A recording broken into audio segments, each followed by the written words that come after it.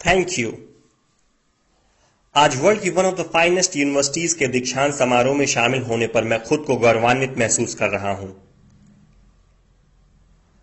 मैं आपको एक सच बता दूं, मैं कभी किसी कॉलेज से पास नहीं हुआ और आज पहली बार मैं किसी कॉलेज ग्रेजुएशन सेरेमनी के इतना करीब पहुंचा हूं। आज मैं आपको अपने जीवन की 3 कहानियां सुनाना चाहूंगा। ज्यादा कुछ नहीं, बस 3 कहानियां। मेरी पहली कहानी डॉट्स कनेक्ट करने के बारे में है। रीड कॉलेज में दाखिला लेने के 6 महीने के अंदर ही मैंने पढ़ाई छोड़ दी, पर मैं उसके 18 महीने बाद तक वहां किसी तरह आता जाता रहा। तो सवाल उठता है कि मैंने कॉलेज क्यों छोड़ा। एक्चुअली इसकी शुरुआत मेरे जन्म से पहले की है। मेरी बायोलॉजिकल मदर एक यंग अनमैरिड ग्रेजुएट स्टूडेंट थी और वह मुझे किसी और को एडॉप्शन के लिए देना चाहती थी, पर उनकी एक ख्वाहिश थी। उनकी ख्वाहिश थी कि कोई कॉलेज ग्रेजुएट ही मुझे अडॉप्ट करे। सब कुछ बिल्कुल सेट था और मैं एक वकील और उसकी वाइफ के द्वारा अडॉप्ट किया जाने वाला था कि अचानक मुझे देखकर उस कपल ने अपना विचार बदल दिया और डिसाइड किया कि उन्हें लड़का नहीं लड़की चाहिए। इसलिए तब आधी रात को मेरे पेरेंट्स, जो तब वेटिंग लिस्ट में थे, उन्हें कॉल करके बोला गया कि हमारे पास एक बेबी बॉय है, क्या आप उसे गोद लेना चाहेंगे? और उन्होंने झट से हां कर दी। पर बाद में मेरी बायोलॉजिकल मदर को पता चला कि मेरी मां ग्रेजुएट नहीं है और पिता तो हाई स्कूल पास भी नहीं है। इसलिए उन्होंने एडॉप्शन पेपर साइन करने से मना कर दिया। पर कुछ महीनों बाद मेरे होने वाले पेरेंट्स के मुझे कॉलेज भेजने के प्रॉमिस के बाद वो मान गई। तो मेरी जिंदगी की शुरुआत कुछ इस तरह हुई और 17 साल बाद मैं कॉलेज गया। पर गलती से मैंने स्टैनफोर्ड जितना ही महंगा कॉलेज चुन लिया। मेरे वर्किंग क्लास पेरेंट्स की सारी जमा पूंजी मेरी पढ़ाई में जाने लगी। 6 महीने बाद मुझे इस पढ़ाई में कोई वैल्यू नहीं दिखी। मुझे कुछ आइडिया नहीं था कि मैं अपनी जिंदगी में क्या करना चाहता हूं और कॉलेज मुझे किस तरह से इसमें हेल्प करेगा। और ऊपर से मैं अपने पेरेंट्स की जीवन भर की कमाई खर्च करते जा रहा था। इसलिए मैंने कॉलेज ड्रॉप आउट करने का निर्णय लिया और सोचा जो होगा अच्छा होगा। उस समय तो यह सब कुछ मेरे लिए काफी डरावना था, पर जब मैं पीछे मुड़कर देखता हूं तो मुझे लगता है कि यह मेरी जिंदगी का one of the best decision था। जैसे ही मैंने कॉलेज छोड़ा, मेरे ऊपर से जरूरी क्लासेस करने की बाध्यता खत्म हो गई और मैं चुपचाप सिर्फ अपने इंटरेस्ट की क्लासेस करने लगा। ये सब कुछ इतना आसान नहीं था। मेरे पास रहने के लिए कोई रूम नहीं था, इसलिए मुझे दोस्तों के रूम में फर्श पर सोना पड़ता था। मैं कोक की बोतल लौटाने पर मिलने वाले पैसों से खाना खाता था। मैं हर संडे 7 मील पैदल चलकर हरे कृष्णा टेम्पल जाता था ताकि कम से कम हफ्ते में एक दिन पेट भर के खाना खा सकूं। यह मुझे काफी अच्छा लगता था। मैंने अपनी लाइफ में जो कुछ भी अपनी क्यूरियोसिटी और इंट्यूशन की वजह से किया, वह बाद में मेरे लिए प्राइसलेस साबित हुआ। Let me give an example. उस समय रीड कॉलेज शायद दुनिया की सबसे अच्छी जगह थी जहां कैलीग्राफी सिखाई जाती थी। पूरे कैंपस में हर एक पोस्टर, हर एक लेबल बड़ी खूबसूरती से हाथों से कैलीग्राफ किया होता था। चूंकि मैं कॉलेज से ड्रॉप आउट कर चुका था, इसलिए मुझे नॉर्मल क्लासेस करने की कोई जरूरत नहीं थी। मैंने तय किया कि मैं कैलीग्राफी की क्लासेस करूंगा और इसे अच्छी तरह से सीखूंगा। मैंने सेरिफ और सैंस सेरिफ टाइप फेसेस के बारे में सीखा, अलग अलग लेटर कॉम्बिनेशन के बीच में स्पेस वेरी करना और किसी अच्छी टाइपोग्राफी को क्या चीज अच्छा बनाती है यह भी सीखा। यह खूबसूरत था, इतना आर्टिस्टिक था कि इसे साइंस द्वारा कैप्चर नहीं किया जा सकता और यह मुझे बेहद अच्छा लगता था। उस समय जरा सी भी उम्मीद नहीं थी कि मैं इन चीजों का यूज कभी अपनी लाइफ में करूंगा। लेकिन जब 10 साल बाद हम अपना पहला मैकिन्टॉश कंप्यूटर बना रहे थे, तब मैंने इसे मैक में डिजाइन कर दिया और मैक खूबसूरत टाइपोग्राफी युक्त दुनिया का पहला कंप्यूटर बन गया। अगर मैंने कॉलेज से ड्रॉप आउट नहीं किया होता तो मैक में कभी मल्टीपल टाइप फेसेस या प्रोपोर्शनली स्पेस्ड फॉन्ट्स नहीं होते और चूंकि विंडोज ने मैक की कॉपी की थी तो शायद किसी भी पर्सनल कंप्यूटर में ये चीजें नहीं होती।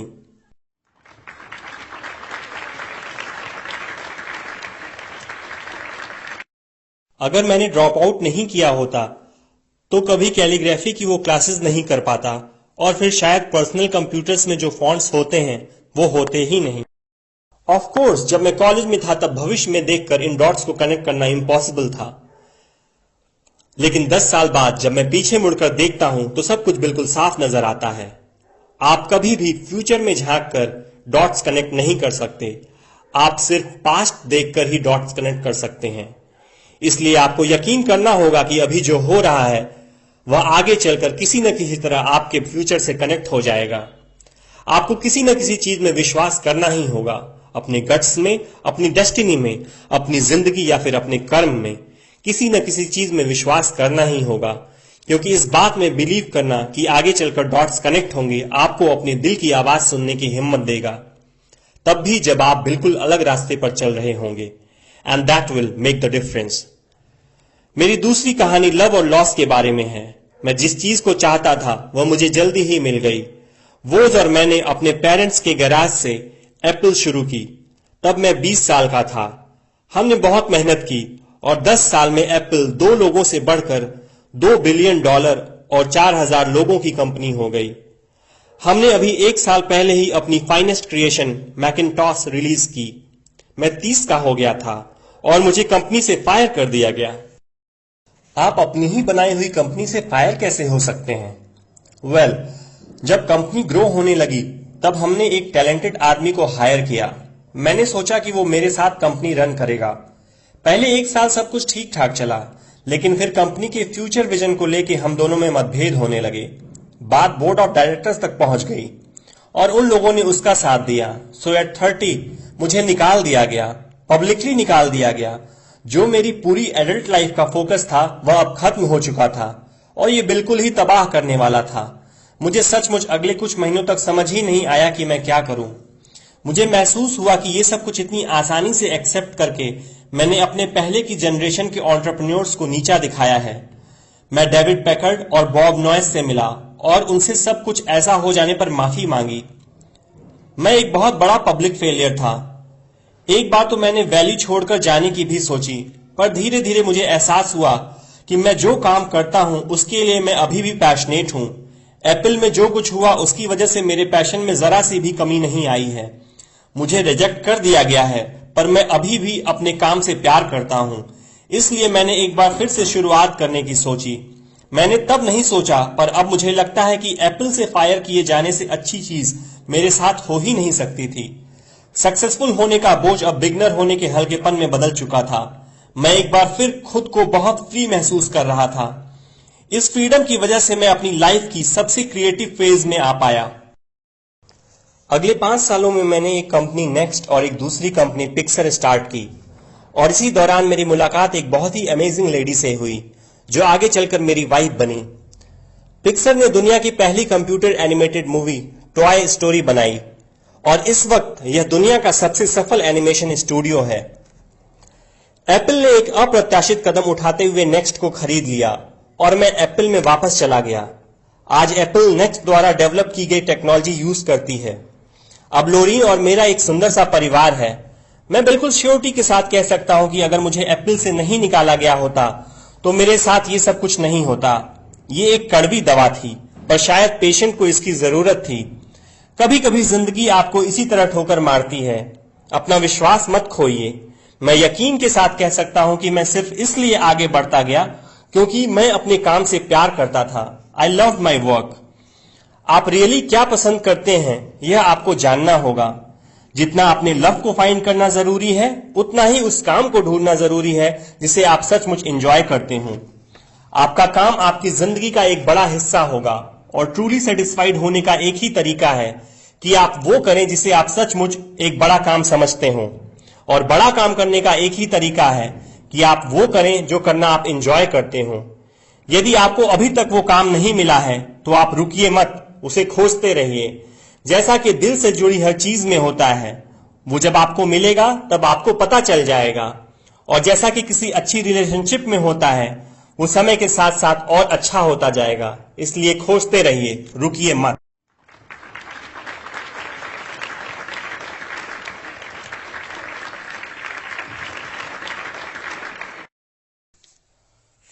मेरी तीसरी कहानी डेथ के बारे में है। जब मैं 17 साल का था तो मैंने एक कोट पढ़ा था जो कुछ इस तरह था, यदि आप हर रोज ऐसे जिएं जैसे कि ये आपकी जिंदगी का आखिरी दिन है तो आप किसी न किसी दिन सही साबित हो जाएंगे।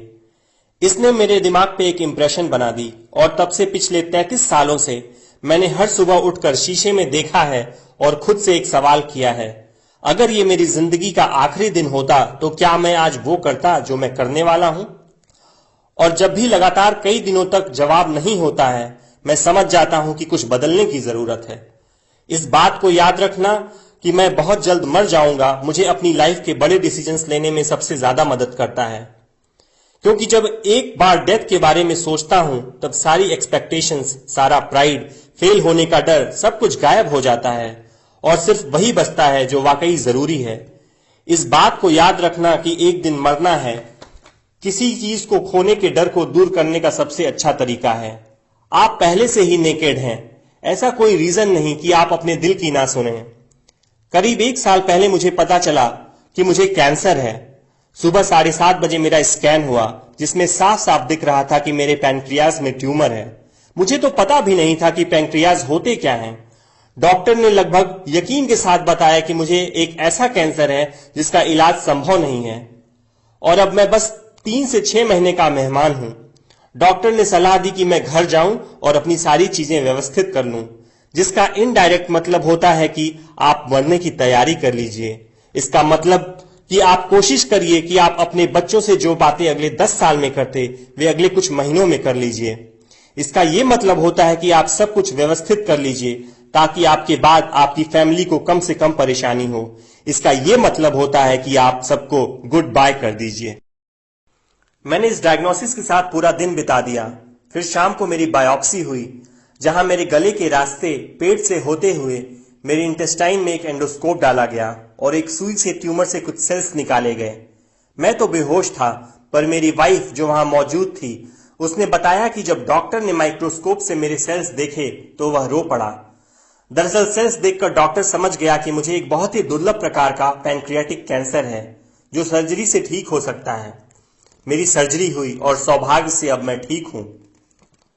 मौत के इतना करीब मैं इससे पहले कभी नहीं पहुंचा और उम्मीद करता हूं कि अगले कुछ दशकों तक पहुंचूं भी नहीं। ये सब देखने के बाद मैं और भी विश्वास के साथ कह सकता हूं कि डेथ एक यूजफुल बट इंटेलेक्चुअल कॉन्सेप्ट है। कोई मरना नहीं चाहता है, यहां तक कि जो लोग स्वर्ग जाना चाहते हैं वो भी। फिर भी मौत वो मंजिल है जिसे हम सब शेयर करते हैं। आज तक इससे कोई बचा नहीं है और ऐसा ही होना चाहिए, क्योंकि शायद मौत ही इस जिंदगी का सबसे बड़ा आविष्कार है। ये जिंदगी को बदलती है, पुराने को हटाकर नए का रास्ता खोलती है और इस समय नए आप हैं, पर ज्यादा नहीं, कुछ ही दिनों में आप भी पुराने हो जाएंगे और रास्ते से साफ हो जाएंगे। इतना ड्रामेटिक होने के लिए मैं माफी चाहता हूं, पर यह सच है। आपका समय सीमित है, इसलिए इसे किसी और की जिंदगी जीकर व्यर्थ मत कीजिए। बेकार की सोच में मत फंसिए। अपनी जिंदगी को दूसरों के हिसाब से मत चलाइए। औरों के विचारों के शोर में अपने अंदर की आवाज को, अपने इंट्यूशन को मत डूबने दीजिए।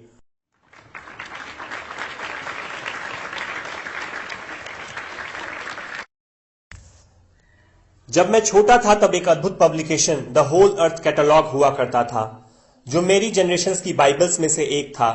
इसे स्टुअर्ट ब्रांड नाम के एक व्यक्ति, जो यहां मेलॉन पार्क से ज्यादा दूर नहीं रहता था, ने बनाया था और इसने इसे अपना पोएटिक टच देके बड़ा ही जीवंत बना दिया था। ये 60 के दशक की बात है, जब कंप्यूटर और डेस्कटॉप पब्लिशिंग नहीं हुआ करती थी। पूरा कैटलॉग टाइपराइटर्स, सीजर्स और पोलराइड कैमरास की मदद से बनाया जाता था। वो कुछ ऐसा था मानो गूगल को एक बुक के फॉर्म में कर दिया गया हो, वो भी गूगल के आने के 35 साल पहले। वह एक आदर्श था, अच्छे टूल्स और महान विचारों से भरा हुआ था। स्टुअर्ट और उनकी टीम ने द होल अर्थ कैटलॉग के कई इश्यूज निकाले और अंत में एक फाइनल इश्यू निकाला। ये 70 के दशक का मध्य था और तब मैं आपके जितना था। फाइनल इश्यू के बैक कवर पे प्रातः काल की किसी सड़क का एक दृश्य था। वो कुछ ऐसी सड़क थी जिसपे आप एडवेंचरस हो तो किसी से लिफ्ट मांगना चाहेंगे, और इस पिक्चर के नीचे लिखा था, स्टे हंग्री, स्टे फुलिश। ये उनका फेयरवेल मैसेज था जब उन्होंने साइन ऑफ किया, स्टे हंग्री, स्टे फुलिश। और मैंने अपने लिए हमेशा यही विश किया है। और अब जब आप लोग यहां से ग्रेजुएट हो रहे हैं तो मैं आपके लिए भी यही विश करता हूं, stay hungry, stay foolish. Thank you all very much.